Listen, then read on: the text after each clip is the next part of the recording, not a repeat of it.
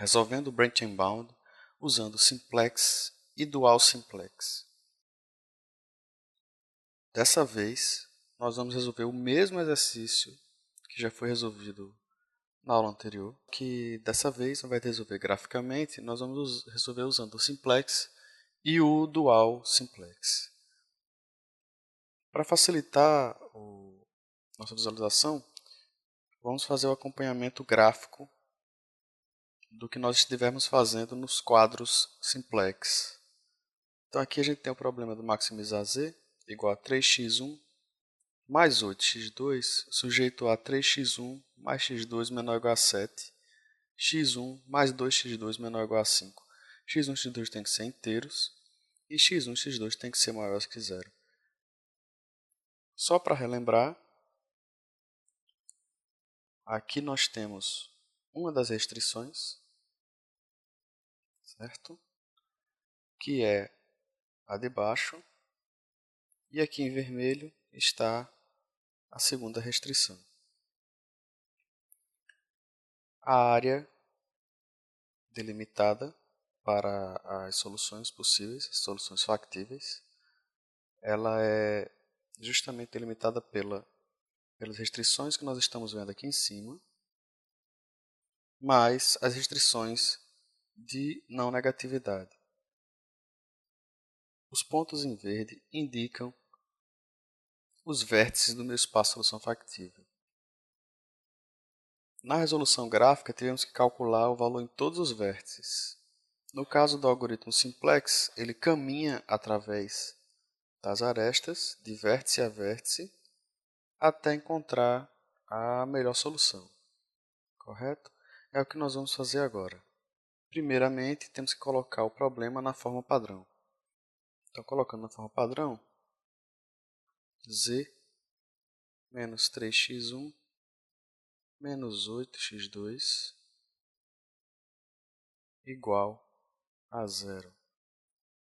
E as restrições, 3x1 mais x2, como aqui é uma restrição de menor ou igual, a gente tem que acrescentar a variável de folga, mais x3 igual a 7. E para de baixo, x1 mais 2x2 mais x4 igual a 5.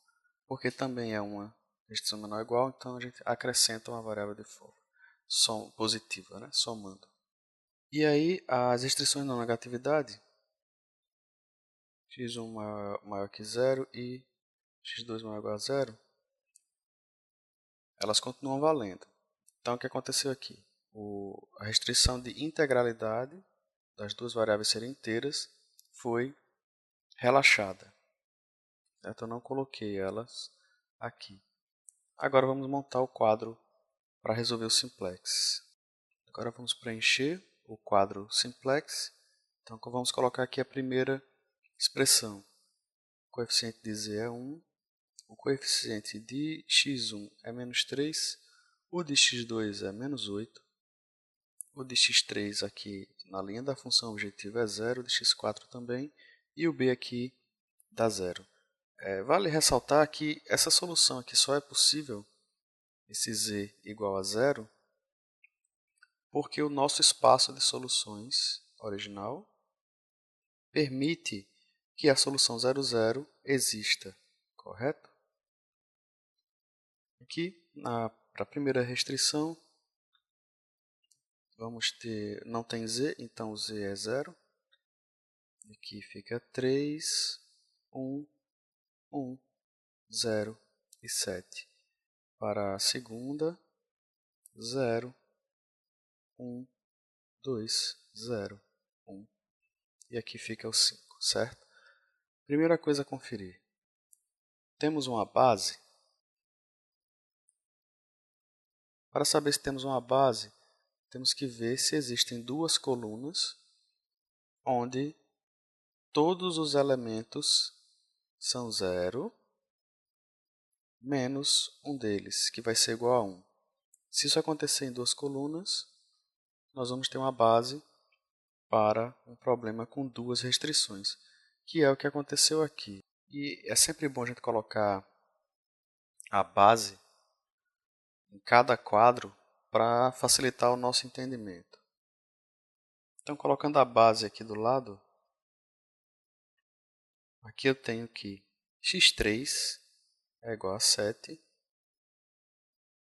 certo? Então, x3 é que está na base aqui, x4 é igual a 5, e aí como x3 é igual a 7, x4 é igual a 5, os dois estão na base, então quem não for x3 nem x4 está fora da base, que é o caso de x1 e x2. x1 e x2 estão fora da base. Isso quer dizer que essa solução aqui, ela é x1 igual a 0, x2 igual a 0, x3 igual a 7 e x4 igual a 5.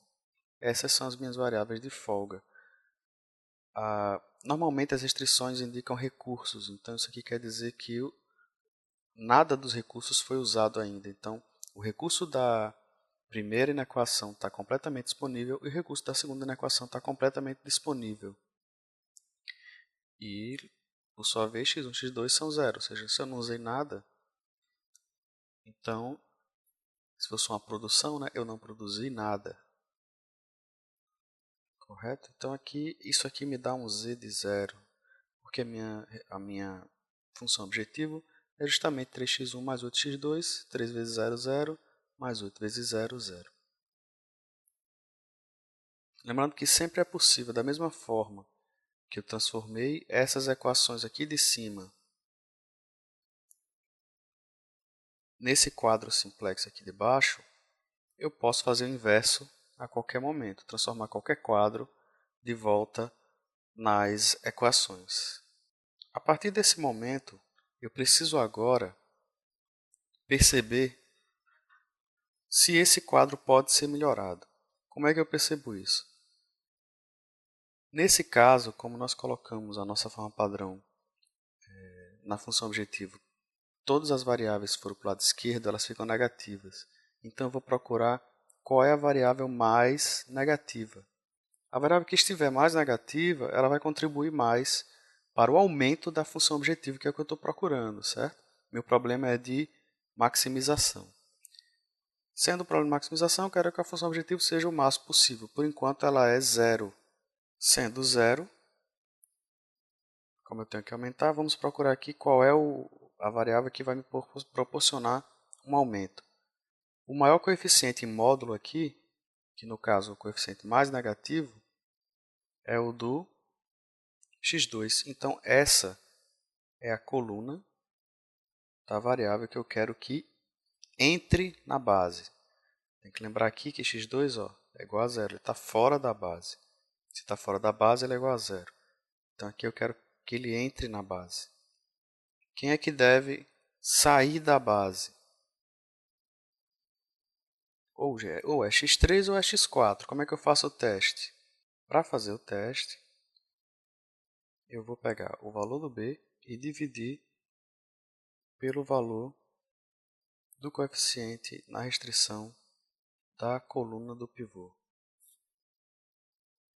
Então aqui fica 7 sobre 1, que dá 7. Agora eu vou fazer para o outro. 5 sobre 2, que vai me dar 2,5. Então perceba, o que entra, ele tem que ajudar o máximo possível a função objetivo. Já o que sai, ele tem que prejudicar o mínimo possível a função objetivo. Então, o valor do que vai sair tem que ser o menor. E aí eu escolho essa linha para ser a linha do pivô. E aí o que é que eu faço agora? Eu vou transformar a coluna do x2 numa coluna que faça x2 entrar na base. E aí para fazer isso, esse 2 aqui vai ter que virar um 1, o 1 vai ter que virar um 0 e o menos 8 vai ter que virar um 0. Fazendo isso, x2 vai entrar na base. E quem vai sair da base? Justamente o x4. A partir do momento em que esse 2 aqui virar um 1, o x4 sairá da base. Mesmo que por um acaso permanecesse com 1 aqui no x4, é provável que os números na mesma coluna do x4 deixem de ser 1. certo? O normal é que isso aqui saia completamente da base. Para que x2 entre na base, eu preciso que esse 2 vire 1. Então, para que esse 2 vire 1, eu posso pegar a linha inteira e dividir por 2. Então, eu fico com 0 por 2 é 0, 1 sobre 2, 1, 0, 1 sobre 2 e 5 sobre 2.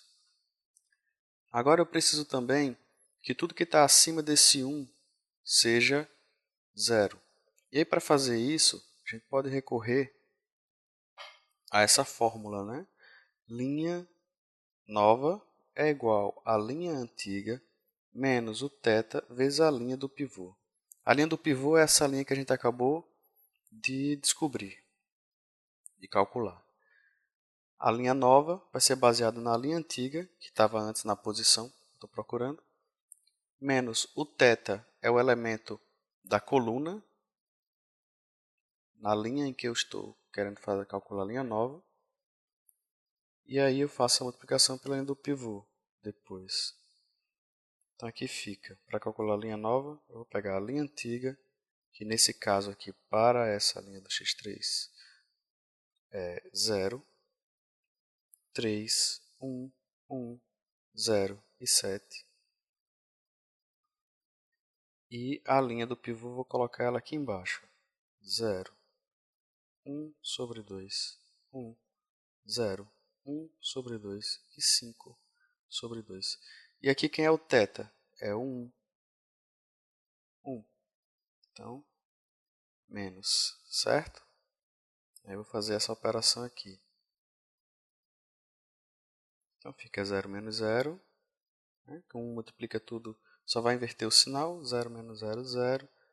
3 menos meio dá 5 sobre 2. 1 menos 1 dá 0. Aqui dá 1. Aqui dá menos 1 sobre 2. Aqui vai dar 7 menos 5 sobre 2. 2 e 7, 14. 14 menos 5, 9. 9 sobre 2. E aí, essa daqui é a linha nova. Fica 0. 5 sobre 2. 0. 1. Menos 1 sobre 2 e 9 sobre 2. Agora a gente precisa fazer a mesma coisa com a linha da função objetivo. Para a linha da função objetivo, a linha antiga é 1, menos 3, menos 8, 0, 0 e 0. A linha do pivô é a mesma, 0, 1 sobre 2, 1, 0, 1 sobre 2 e 5 sobre 2. Quem é o θ aqui? Menos 8, menos 8. E aqui o menos da própria fórmula. Linha antiga menos θ vezes a linha do pivô. Aqui, para facilitar, menos com menos dá mais 8. Agora é só somar as duas linhas. Perceba que eu vou somar porque eu já fiz a operação com o negativo aqui fora. 1, 1, 0, 0, 4 e 20. Aí basta escrever a linha nova agora. 1, 1, 0, 0, 4 e 20. Quem é que está na minha base agora?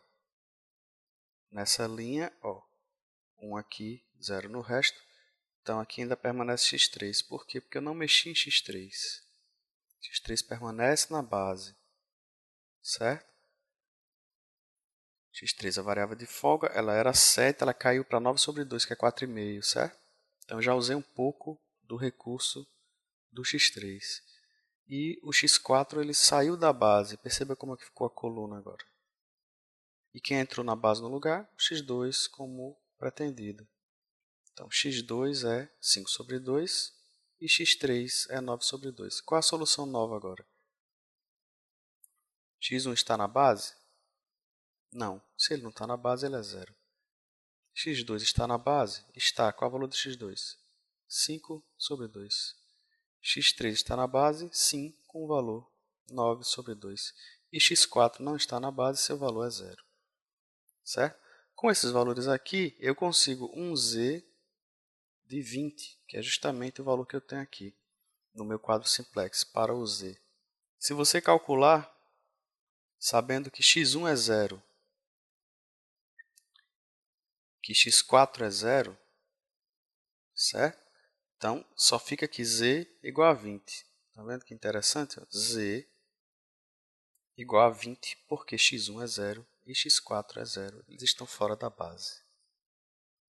Continuando com o simplex, eu preciso verificar se na linha da minha função objetivo ainda existe algum número negativo.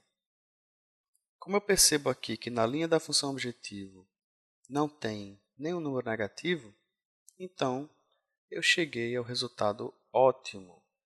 Então, o ótimo é exatamente z igual a 20, né? Que é x1 ser zero e x2 ser 5 sobre 2. Aqui no nosso gráfico, ele dá essa solução aqui. Esse é o z ótimo, que a gente costuma colocar como z asterisco. Só que esse é o ótimo para um problema de programação linear. Ele não é o ótimo para o nosso problema, porque o x2 não deu inteiro. Correto? x2 não deu inteiro. Então, esse ótimo de 20, com esses valores, é o ótimo para o problema de programação linear. Agora começa o branch and bound. Para resolver o branch and bound, eu preciso fazer com que esse valor de 5 sobre 2 não seja possível. E aí, para fazer com que 5 sobre 2 não seja possível, eu tenho que acrescentar uma restrição que impeça esse número de existir. Só que eu não sei se a restrição, se o valor de x2 deve ser 3 ou se ele deve ser 2, né? Que são os números inteiros mais próximos. Eu não sei se eu só quero livrar esse valor aqui. Então, o que é que eu vou fazer? Vou criar duas restrições, igual como eu fiz da outra vez, para resolvendo graficamente, certo? Essa parte é igual.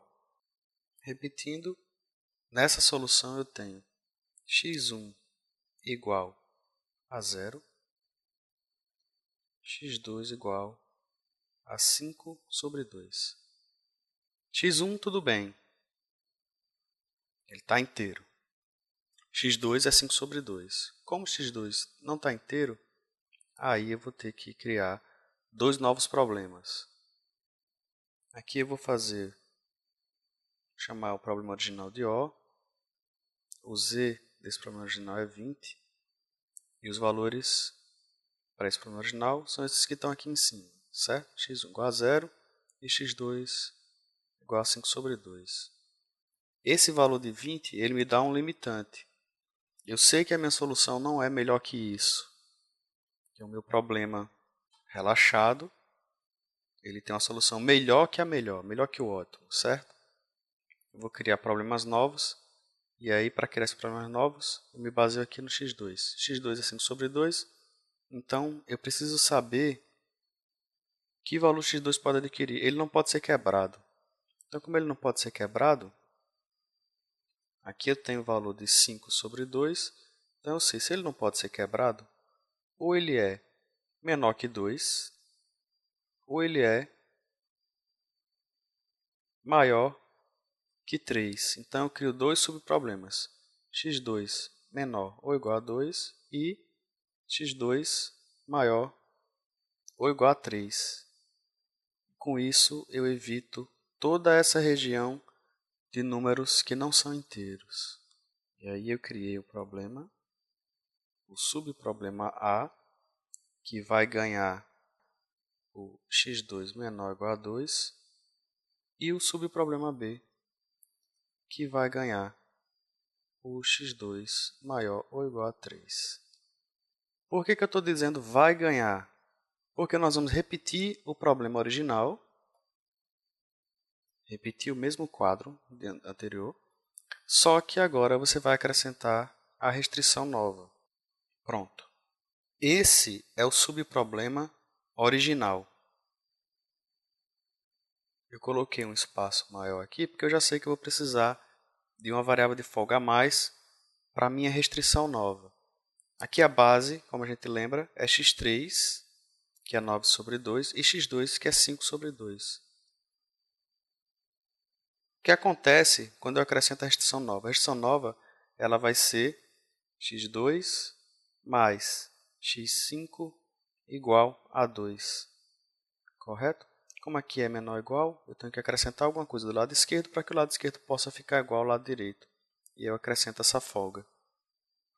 Então, colocando essa restrição nova, ela fica 0, 0, 1, 0, 0, 1 e 2. E aqui para cima, nenhuma das restrições, nem a função objetivo, tem x5, então é tudo zero. Correto? E aí veja o que aconteceu aqui. Sumiu a base. Não existe mais base. Por quê? Porque x2 está com dois uns agora. Então eu tenho que consertar. A minha restrição nova, quando eu acrescentei, ela destruiu minha base. Então eu tenho agora que fazer com que esse 1 aqui volte a ser zero. Para fazer isso, eu uso aquela mesma fórmula. Linha nova é igual a linha antiga menos θ vezes a linha do pivô. E aí qual é a linha antiga? A linha antiga é exatamente essa que eu já tenho. 0, 0, 1, 0, 0, 1, 2. O θ na coluna do elemento que vai entrar na base, que é x2, ele vai ter que voltar para a base, né? Ele saiu. Então, justamente esse 1 aqui, ó. O 1 de baixo, né? E aqui é o meu menos θ. E aí a linha do pivô, que é essa linha aqui, que ela já era a linha do pivô no problema original, certo? Ela era a linha do pivô no problema original. Então eu vou acrescentar 0, 1 sobre 2, 1, 0, 1 sobre 2, 0 e 5 sobre 2. Como aqui está menos 1, basta fazer a linha de cima menos a de baixo. Aqui nessa nossa operação, 0, menos 1 sobre 2, 0, 0, menos 1 sobre 2, 1 e menos 1 sobre 2. E aí essa linha aqui vai virar essa minha linha nova. Agora eu vou acrescentar a linha corrigida. 0, menos 1 sobre 2, 0. Perceba que o x2 voltou para a base. 0, menos 1 sobre 2, 1 e menos 1 sobre 2. Certo? Agora que ele está de volta à base, ficou tudo perfeito. É x3, x2 e aqui x5. Pronto, recuperei a base. Mas será que tem algum problema? Vamos verificar aqui pelo gráfico. A restrição que eu estou acrescentando é x2 menor ou igual a 2. A gente sabe que nesse ponto aqui, do ótimo, o x2 já é 2,5. Então o 2 vai estar mais um pouquinho para a esquerda, certo? Eu vou acrescentar essa restrição. Ela é de menor ou igual, então o valor vai estar para dentro. É o que aconteceu. Esse espaço aqui, ó, ele não é mais factível. Só que a solução desse meu quadro aqui é justamente essa do z ótimo. Então, o que a gente pode deduzir? Essa restrição nova,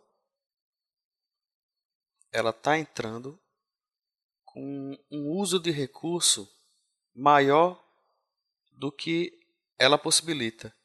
E como é que eu percebo isso? Por causa desse sinal negativo aqui, ó, certo?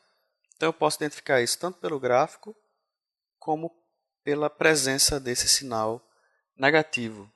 Sendo assim, é preciso agora fazer alguma coisa para tirar esse sinal negativo. Uma opção seria refazer todo o simplex com as restrições antigas do problema original lá no começo e ainda acrescentando o x2 menor ou igual a 2.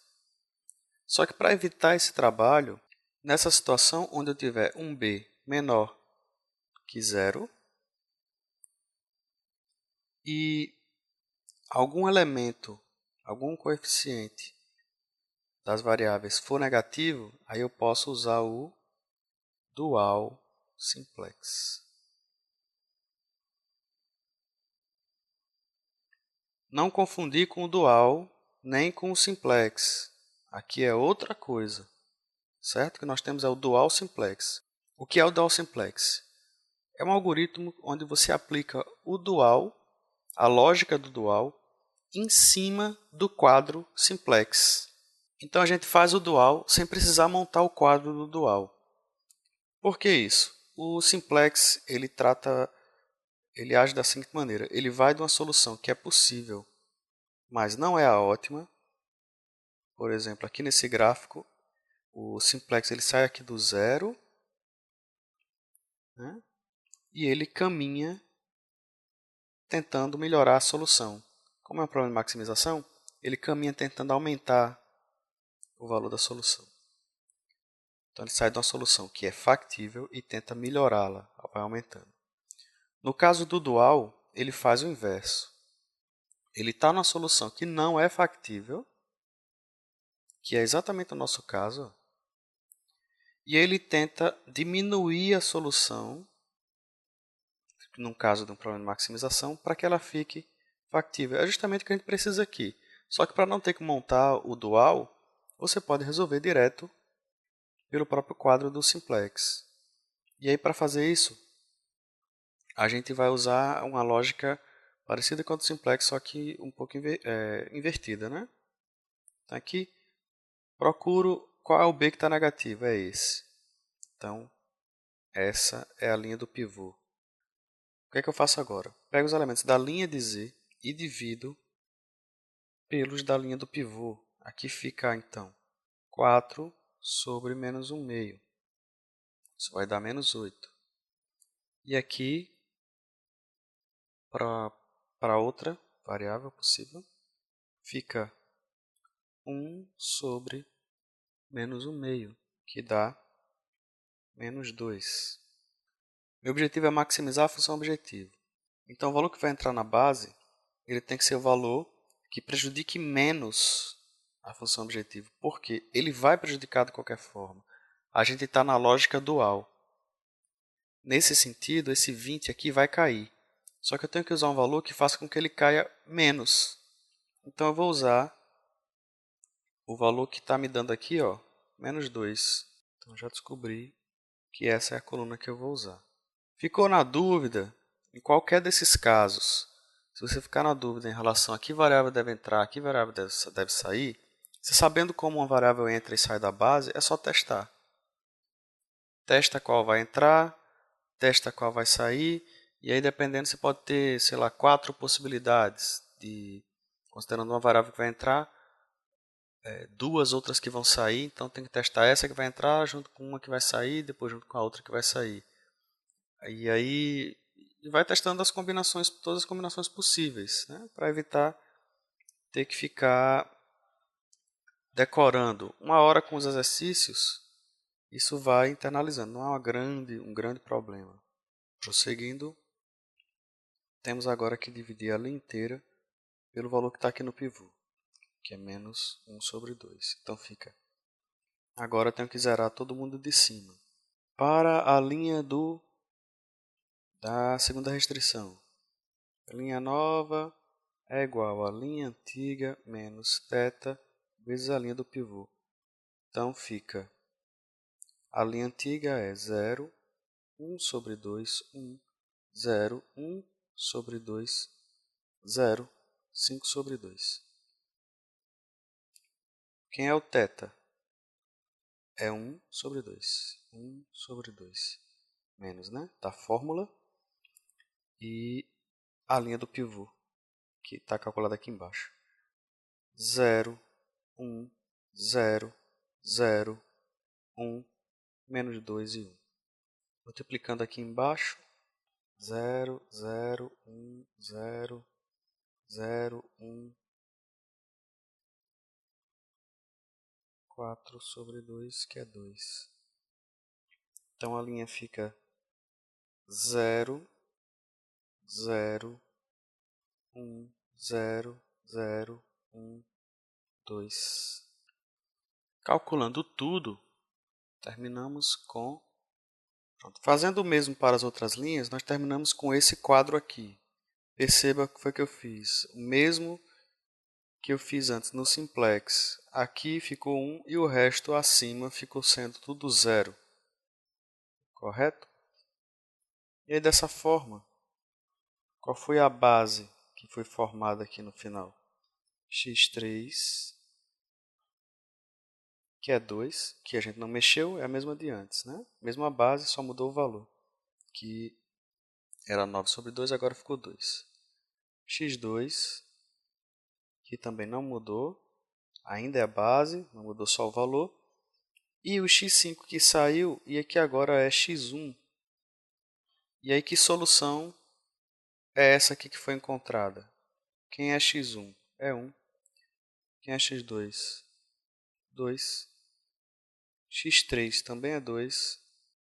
E x4 é 0. Certo? Agora eu tenho 3 restrições. Como eu tenho 3 restrições, eu tenho 3 variáveis na base e uma fora da base. E aí, o que é que eu percebo? Não tem mais nenhum b negativo, então eu não preciso mais usar dual simplex. Não tem nenhum elemento, nenhum coeficiente na linha do z negativo, também não uso simplex. Se por acaso eu colocar o elemento errado aqui nesse primeiro, pode ser que quando eu chegue no segundo aqui eu encontre, é provável, né? Se tiver feito tudo correto, você vai encontrar um elemento aqui. Se você botar o valor que não é o correto, você vai encontrar alguns dos elementos, alguns dos coeficientes da linha da função objetivo negativo. Isso quer dizer que você vai ter que aplicar simplex de novo, porque você não usou o elemento correto do dual simplex. Então, se você aplicar o simplex, você vai chegar no ótimo do mesmo jeito. É como se você tivesse passado direto e aí depois voltado. Tudo positivo? Tudo positivo. Então, essa é a solução ótima. E o z é 19.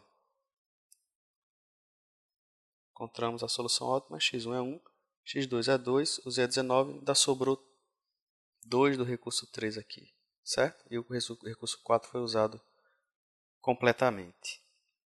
Essa é a solução para o subproblema A. Então, para o subproblema A, eu encontrei que o z é 19 e que o x1 é 1 e o x2 é 2. E aí eu percebo que os dois estão inteiros, tá vendo? Então o que é que eu faço? Uma poda. Então o A ele foi podado por otimalidade, como a gente já tinha visto na resolução gráfica. Isso aqui é a conclusão para o problema, para o subproblema A. Agora a gente tem que ir para o subproblema B. Para o subproblema B, a restrição que nós vamos acrescentar agora é x2 maior ou igual a 3. Aqui é 2,5. Então 3 vai estar depois. Aqui vai estar o 3. E os valores possíveis são depois. Perceba, o espaço de soluções factiva anterior é esse amarelo. E o 3 está dizendo que o espaço possível é para a direita. Então não existe nenhuma interseção entre esses dois espaços. Certo? Se fizermos tudo correto, o quadro simplex vai dar o mesmo problema. Então aqui vamos acrescentar a restrição nova. Ela é x2 maior ou igual a 3. Então x2 Como é de maior ou igual, eu tenho que colocar menos x5 igual a 3. x5 porque eu já tenho até x4, né? Ah, mas eu usei x5 no subproblema A. Só que aqui é um outro ramo, a gente está indo agora pelo subproblema B. Vamos usar o mesmo problema original para criar o subproblema B. Então aqui eu acrescento x5.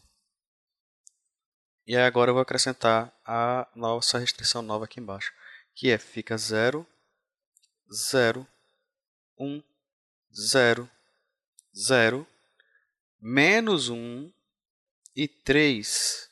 E aqui em cima, como ninguém tem x5, fica tudo 0. Mais uma vez eu perdi a base, certo? Perdi a base, tenho que fazer agora com que essa linha aqui volte a permitir que o x3 esteja na base. Fazendo as manipulações, igual como fez da outra vez, considerando a linha do pivô. Eu vou escrever logo direto aqui a nova, certo? Mas a fórmula é a mesma. Linha nova é igual a linha antiga menos θ vezes a linha do pivô. Se você prefere fazer de outra forma, mas é mais fácil se eu simplesmente subtrair. É importante que você tome cuidado para nunca inverter a linha antiga com a linha do pivô. Porque isso pode dar um valor do B errado e você não vai perceber, certo? Você vai querer forçar um B positivo ou um B negativo de acordo com a situação. E se você inverter as duas linhas, isso pode realmente acontecer. Você pegar o valor do B com o sinal trocado. Pronto, resolvi o problema do x3, correto? E aí já tem a base. Não, não tenho, porque aqui está negativo. Certo? Então esse valor tem que ser positivo. Para que ele fique positivo, a gente multiplica tudo por menos 1. Simples assim. Aqui fica positivo, aqui positivo e aqui negativo, como era esperado. Essa solução que nós temos aqui, ela está usando mais do que o recurso permite, certo? Então ficou negativo. Então eu usaria com B menor que 0, eu usaria dual simplex. Só que tem um problema, eu não tenho nenhum coeficiente negativo para que eu possa usar o dual simplex. Como eu não tenho nenhum coeficiente negativo, não posso usar o dual simplex e eu chego à conclusão que é infactível. Então, aqui o B é podado por infactibilidade, como a gente já tinha visto na resolução gráfica. Então, qual é a melhor solução que a gente encontrou? É justamente essa aqui, ó. Z é 19, certo? E a solução é x1 é 1 e x2 é 2, porque foi a melhor solução que nós encontramos. Então, abraço. Podem postar os comentários e dúvidas abaixo e nos vemos numa próxima oportunidade.